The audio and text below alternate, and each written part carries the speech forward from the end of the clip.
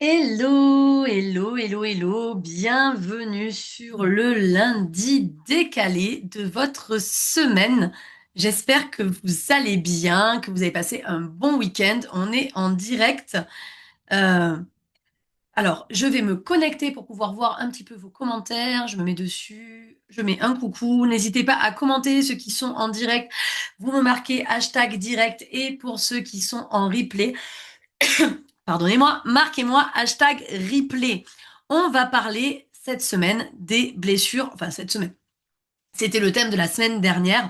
On va parler des blessures de l'enfance. Je pense que vous les connaissez, du moins vous en avez entendu parler. Pour ceux qui ne connaissent pas, en fait, il a été décrit qu'il y a 5 blessures qui nous drive en fait dans notre vie d'adulte, mais qui sont issues de blessures dues à l'enfance. Donc marquez-moi hashtag direct. Je laisse les gens se connecter pour ceux qui sont en direct et hashtag replay pour ceux qui sont en replay.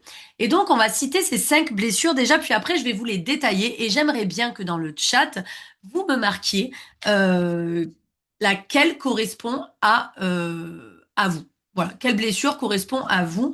Donc, parmi les 5 blessures, on a la blessure de trahison, la blessure de rejet, la blessure d'abandon, la blessure d'humiliation et enfin la blessure d'injustice. Alors, il peut y en avoir une, voire plusieurs qui correspondent à vos problématiques. Coucou Patricia, coucou Donovan, coucou Jérémy. Donc, il peut y en avoir une ou plusieurs, selon vous. Moi, j'ai été surprise. Salut Angélique.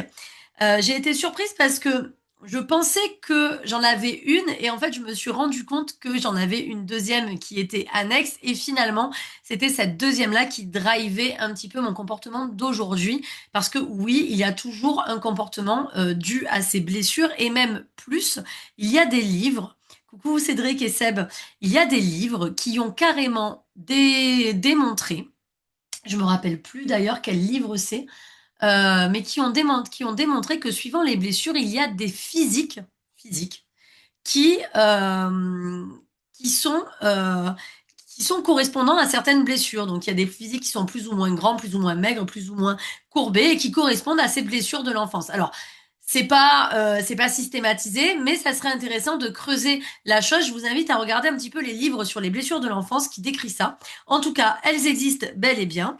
Bonjour Patrick, coucou Bob Lart.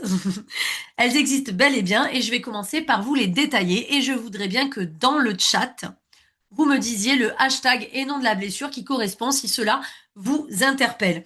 Donc je vais commencer par détailler les deux plus connues. D'accord.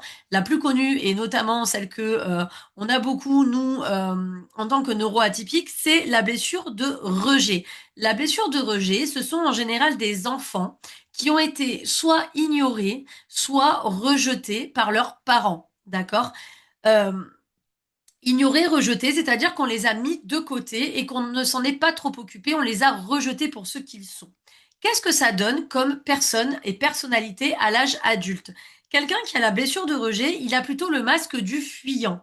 C'est-à-dire qu'il va avoir une faible estime de soi et il va avoir peur d'être rejeté. Et dans cette peur d'être rejeté, il va tout mettre en place pour avoir en fait l'approbation des autres.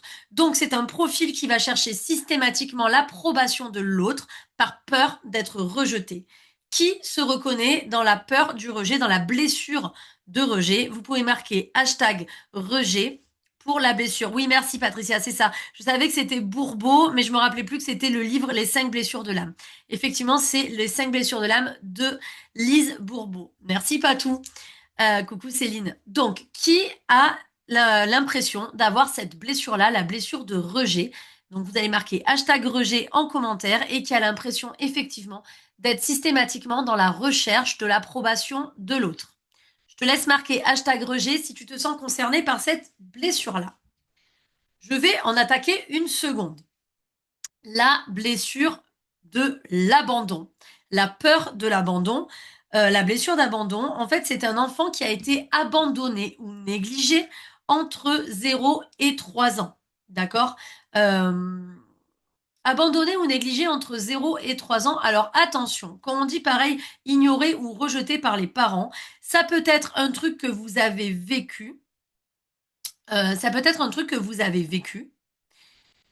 qui peut paraître anodin aux yeux des autres, mais qui vous a blessé pour la vie, en fait. En gros, ça peut être, et j'en parlerai notamment dans la blessure de trahison, un truc que tu as vécu, un moment donné de ta vie, tout allait bien, puis d'un coup, il s'est passé quelque chose, et en général, c'est les parents qui en sont à l'origine, aussi bienveillants soient-ils, des fois, ils font pas exprès, et en fait, c'est de la bienveillance blessante, et donc, ça crée des blessures.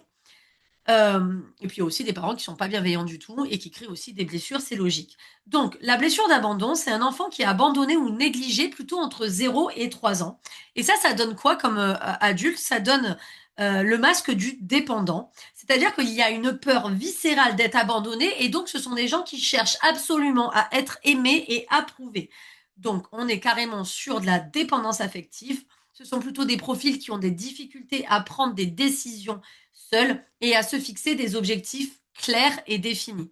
Donc si tu te reconnais plutôt dans le profil de la blessure d'abandon, tu peux me marquer #abandon. Je vois que Jérémy et Freddy, on est plutôt sur le rejet. On peut avoir plusieurs blessures, hein. On n'est pas cantonné à une seule. Donc tu peux me marquer #abandon si tu te reconnais dans la blessure d'abandon. Je vais continuer avec les 3 autres. On va venir à la blessure de trahison. La blessure de trahison, c'est en général entre 2 et 4 ans. Moi, j'ai mis le doigt sur cette blessure-là et j'ai compris là récemment, tu vois, en regardant les définitions, pourquoi. La trahison, en fait, quand il y a un enfant, et limite, ça me met les larmes aux yeux, tu sais, ça m'émeut de dire ça, quand tu décides de mettre un enfant au monde, tu décides en fait de mettre au monde un petit bout de confiance qui va être accroché à toi. Et quelque part, tu n'as pas le droit de souiller cette confiance ou de souiller l'innocence. L'enfant est un petit bout de confiance qui est accroché à toi. Donc la première personne en qui il a confiance, c'est toi, l'adulte, la personne qui l'a mis au monde, parce que tu es son exemple, la première personne en qui il a confiance. D'ailleurs, j'avais entendu cette phrase dans un film, je l'avais trouvée très belle. Une mère est Dieu aux yeux de son enfant, malgré tout ce qu'elle peut faire. Ça, c'est dommage, mais une mère est Dieu aux yeux de son enfant. Donc si tu veux la blessure de trahison, entre 2 ans et 4 ans, l'enfant est trahi par une personne de confiance. Euh, En général, les gens qui ont subi la blessure de trahison, et je l'ai subi. Alors la trahison, ça peut être par exemple que c'était le petit bout de confiance et que à l'âge de 3 ans, tu as pris une rouste monumentale, physique, d'accord, alors que tu ne pensais pas que c'était possible. Et là, bam, on est sur de la trahison. C'est-à-dire que ta confiance a été rompue à la personne qui s'occupe de toi. Bonjour Julie, coucou Freddy. Euh, Donc la trahison, c'est quoi? Entre 2 et 4 ans, tu es trahi par une personne de confiance. Ça donne quoi à l'âge adulte? Ça donne des personnes qui sont contrôlantes, qui ont peur qu'on retourne leurs blessures contre eux. Donc il y a un côté parano, entre guillemets, hein, je dis parano, entre guillemets, parce qu'on n'est pas sur de la pathologie, on n'est pas sur un délire paranoïde, mais on a peur que les choses soient retournées contre nous. Ce sont donc des personnes qui sont contrôlantes, qui sont dans l'hyper-contrôle, qui sont dans le perfectionnisme et qui ont un haut niveau d'exigence aussi bien envers soi-même qu'envers les autres. Qui se reconnaît dans la blessure de trahison? Et tu sais que moi, en fait, la blessure de trahison, je pensais pas l'avoir vécue, mais en fait, si tu analyses ton enfance, alors là, ça mérite une petite introspection sur ce que tu as vécu dans l'enfance. Elle peut avoir tout son sens, la blessure de trahison, par rapport à un truc où tu faisais une confiance absolue à quelqu'un de ta famille et tu as été trahi dans cette confiance. Donc, il faut pas la négliger, cette blessure non plus. Et effectivement, donc ça donne des profils hyper contrôlants, perfectionnistes, avec un haut niveau d'exigence. Si tu te reconnais dans la blessure de trahison, je t'invite à marquer #trahison. Je vais passer à la blessure d'humiliation. Alors, la blessure d'humiliation, alors c'est toujours les blessures inculquées par les parents normalement dans les livres, mais je pense, ça c'est que mon avis, que ça peut être des blessures aussi que tu as pu avoir subies euh, par d'autres personnes de ton entourage, hormis les parents, notamment à l'école, dans ta jeune enfance. Ça peut jouer, je pense également. Donc, en gros, c'est si tu as subi des humiliations ou si tu as été ridiculisé entre l'âge de 1 an et 3 ans. Alors, normalement, c'est humiliation et ridiculisé par les parents entre l'âge de 1 an et 3 ans. Et là, ce sont des gens qui ont le masque du masochiste. Alors, qu'est-ce que c'est le masque du masochiste? Ça va être des gens qui s'auto-blâment, qui se punissent, qui ont une faible estime de soi et qui recherchent également l'approbation de l'autre. On est sur des âmes détruites, hein, clairement. Donc, le fait de s'auto-blâmer, de se punir, de s'auto-négliger, ce qui continue d'engendrer la baisse de l'estime de soi, qui continue d'engendrer l'auto-blâmage, etc. Et donc, toutes ces blessures de l'enfance, et ça, c'est une petite une petite parenthèse, font que à l'âge adulte, des fois, tu te comportes, malgré ta quarantaine, moi j'ai 42 ans, bientôt 43, à l'âge adulte, tu te comportes encore comme un enfant devant certains adultes, comme si tu avais perdu toute maturité, parce que tu as encore ce bouton encore valable de ces blessures, et suivant ce qu'on te dit, ce qu'on te fait, ça va le réactiver, et tu vas avoir une réaction qui n'est pas entre guillemets, digne de ton âge parce que tu vas perdre d'un coup en maturité. D'un coup, tu vas perdre toute ta maturité de l'homme ou de la femme que tu es. Tu vas revenir à cet état d'enfant humilié, trahi, rejeté, abandonné, qui fait l'objet d'injustice. Donc la blessure d'humiliation, c'est ça. Freddy, tu me dis que tu as les 5. Ok, on peut en parler. Et puis je vais finir avec la blessure. Donc, si tu ressens avoir vécu de l'humiliation et avoir été touché par la blessure d'humiliation, tu peux marquer hashtag humiliation en commentaire. La dernière blessure est la blessure d'injustice. Donc, la blessure d'injustice, c'était un enfant entre 4 et 6 ans en général qui a été traité injustement et différemment des autres enfants, notamment de la fratrie. Ça peut être un enfant qui a été le mal aimé, le plus délaissé, le moins bien traité, là où il y a eu deux poids, deux mesures avec la fratrie. Donc en général, ces gens-là, à l'âge adulte, on le masque du rigide, c'est-à-dire une difficulté à faire confiance. Ce sont des gens qui sont hyper méfiants. Rigidité et attente élevée, donc rigidité envers eux-mêmes et envers les autres. C'est des personnes qui ont tendance à se victimiser. C'est pas leur faute, c'est la faute des autres.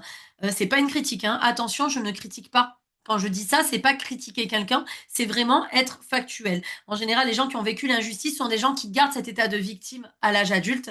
Et j'ai eu des clients qui étaient avec cette blessure d'injustice. C'est très très dur de leur faire reprendre la puissance à la blessure d'injustice et de leur faire avoir un regard pragmatique, factuel sur ce qui se passe parce qu'ils se placent automatiquement en victime. Tout ce qui se passe, c'est pas leur faute. Eux, ils ont des valeurs et c'est la faute des autres et eux sont les pauvres victimes. Et donc, c'est très dur de sortir de cette oppression parce qu'ils se sentent ni entendus, ni compris. Et en fait, depuis qu'ils sont enfants, même si c'est vraiment arrivé, ils se racontent une histoire à laquelle ils croient avec ferveur. Donc, ça fait partie de leur réalité. Et donc, c'est une croyance limitante à laquelle ils croient avec ferveur, comme quoi c'est des victimes et c'est la faute de tout le monde. Donc, à chaque fois, avec ces blessures, on va se raconter une histoire. On va se raconter l'histoire que tout le monde peut potentiellement te trahir. Ce qui est factuellement vrai. Tout le monde peut te trahir, mais ça ne veut pas dire que tout le monde est un traître vis-à-vis de toi. Et ça ne veut pas dire que tu dois t'empêcher de vivre et d'être OK avec ce qui se passe autour. La seule personne qui ne doit pas te trahir, c'est toi-même, en vrai. En vrai. La blessure de rejet, ça veut dire que potentiellement tu mérites d'être rejeté, que tu es un monstre. Tu vois, à l'âge adulte, tu vas te raconter cette histoire. La blessure d'abandon, ça veut dire que potentiellement tu vas te retrouver tout seul et qu'on va t'abandonner. La blessure d'humiliation, ça veut dire que potentiellement tu es inférieur à l'autre et que donc tu es punissable, que tu es quelqu'un qui peut être auto-blâmé parce que tu le mérites. Donc vraiment, tout ça, à l'âge adulte, ça crée des sortes de drivers, c'est-à-dire de conducteurs de savoir-être qui est totalement biaisé parce que ce n'est pas vraiment toi. C'est une construction que tu as faite autour d'un traumatisme que tu as vécu. Et le pire, c'est que des fois, on peut même pas mettre le doigt sur le traumatisme en question parce que ben, ça s'est passé de manière fluide au regard des autres, même à ton regard à l'époque, mais c'est ça qui t'a marqué et qui t'a blessé. Donc, voilà pour les blessures. N'hésite pas à marquer hashtag injustice si tu te sens également victime des autres. Il n'y a pas de honte. Ok, on est là pour en discuter. Tout ça, ça se travaille. Alors, ça se travaille pas en 2 jours, c'est un travail de toute une vie parce que ben, c'est des blessures qui seront euh, réactives, on va dire, et non pas forcément réactivées, mais réactives toute ta vie et qu'il faudra en fait que quand elles sont réactivées, justement, qu'on a mis un petit peu de citron sur cette cicatrice qui est fermée mais rosée, et que ça te titille quelque part, ben, il faut pas que tu t'en prennes aux autres, que tu t'en prennes à toi, juste que tu analyses, ok, sur quel travail je n'ai pas fini, sur quelle blessure je n'ai pas fini mon travail, sur quelle blessure je n'ai pas encore terminé la cicatrisation et à quoi ça fait écho, sur quoi je pourrais avancer. Et justement, quand ça te titille comme ça, quelque part, et vous allez dire, mais elle est complètement folle, je vous invite vraiment à être en gratitude envers cette goutte d'eau qui va faire déborder ton vase parce que c'est ça qui va te permettre en fait de te remettre en question et de te dire, ok, là j'ai été disproportionné dans ma réaction, là j'ai dépassé les bornes, là, j'ai eu le verbe haut. Là, j'ai pété un plomb. Là, j'ai cassé une assiette. Peu importe, on s'en fout. À quoi ça m'a renvoyé? Où a été le ricochet de la balle qu'on m'a tirée à l'intérieur de moi? Qu'est-ce qui s'est passé? Quelle blessure ça a réveillé. Et si vraiment tu en as et que tu veux qu'on en discute parce que t'as pas trop les outils pour les analyser et avancer dessus, tu marques juste blessure en gros en commentaire et je reviendrai vers toi pour en discuter. Moi ou un membre de mon équipe, à partir du moment où tu vois écrit Coolest Coaching, de toute façon sur des profils qui viennent te parler, c'est des membres de mon équipe, d'accord? Donc, je t'invite à marquer blessure en gros en commentaire et je te souhaite cependant un très bon appétit en te laissant réfléchir sur ça. Je vous fais un gros bisou. On se voit la semaine prochaine pour le prochain lundi décalé. Bisous!